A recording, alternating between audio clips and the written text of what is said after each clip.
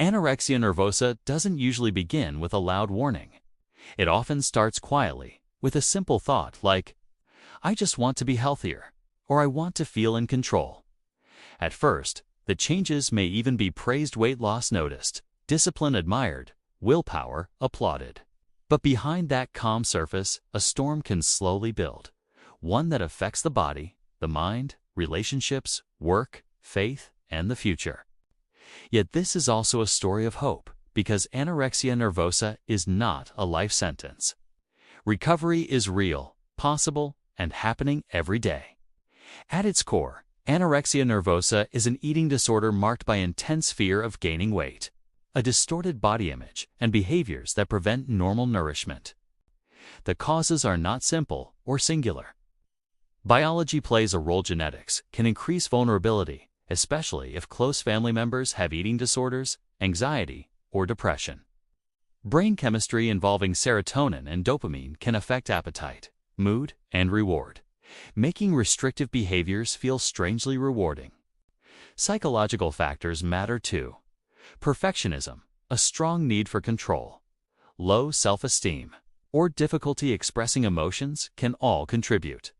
Social influences add another layer: constant exposure to unrealistic body ideals, weight stigma, pressure from peers, certain sports or jobs that emphasize thinness, and even well-meaning comments about appearance can push someone closer to danger. Symptoms often show themselves gradually. There may be severe restriction of food, skipping meals, rigid food rules, or intense guilt after eating. Weight loss can become noticeable, but anorexia is not only about size. People of any body type can suffer. Physical signs can include fatigue, dizziness, hair thinning, brittle nails, feeling cold all the time, missed menstrual periods, low libido, constipation, and fainting.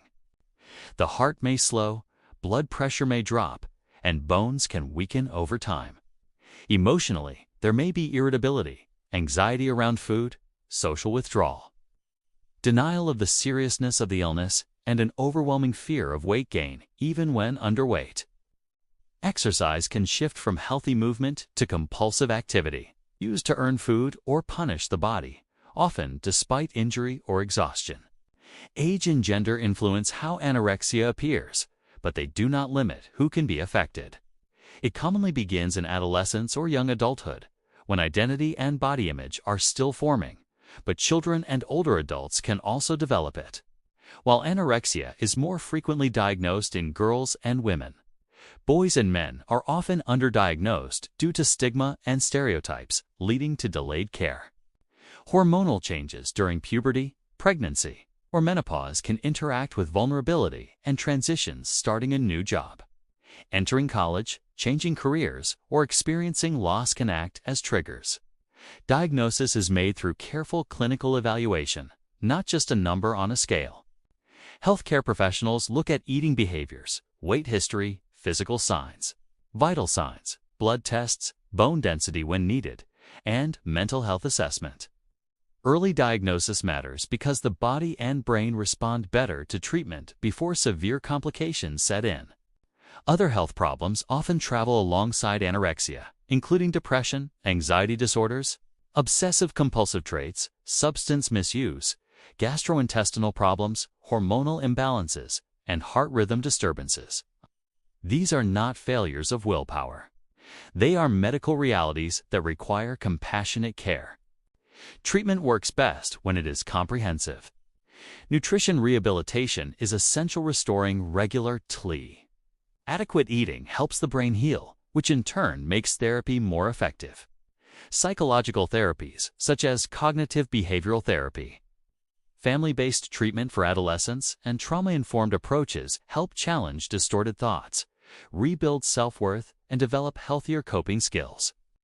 Medication does not cure anorexia on its own, but it can help manage coexisting conditions like anxiety, depression, or obsessive thoughts, making recovery more achievable. Medical monitoring protects the body during healing, especially the heart and bones. Prevention is not about policing bodies. It's about building resilience, encouraging balanced eating without labeling foods as good or bad, promoting movement for joy rather than punishment. And teaching media literacy can protect young minds.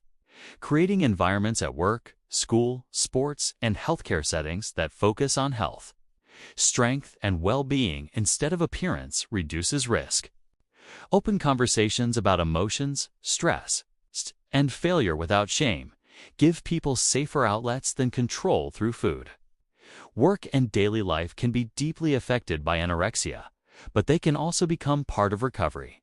Supportive workplaces that allow flexible schedules for treatment, reduce weight-focused comments, and value mental health can make a profound difference. Exercise, when guided and balanced, can be reintroduced as a way to reconnect with the body rather than control it. For many, faith or religion becomes a source of strength, pouring meaning, compassion, community, and a reminder that worth is not measured by size. Spiritual counseling, when aligned with medical care, can help replace self-judgment with mercy and hope.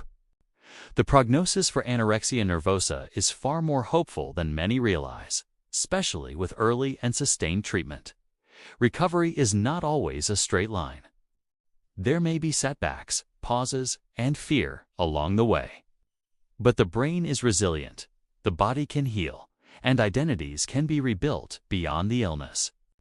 Many people go on to live full, meaningful lives, returning to school or work, rebuilding relationships, rediscovering hobbies, and finding peace with food and their bodies. If you or someone you love is struggling, know this: anorexia is not a choice, and recovery is not a weakness. Asking for help is an act of courage. You are more than a number, more than a reflection, more than a single chapter. Healing is possible, and it begins with compassion, support, and the belief that life can be bigger, brighter, and freer than the illness ever allowed. If this story helped you, share it with someone who might need hope today. Subscribe for trusted health, awareness, and recovery-focused content. Remember, help is available, recovery is real, and you are never alone.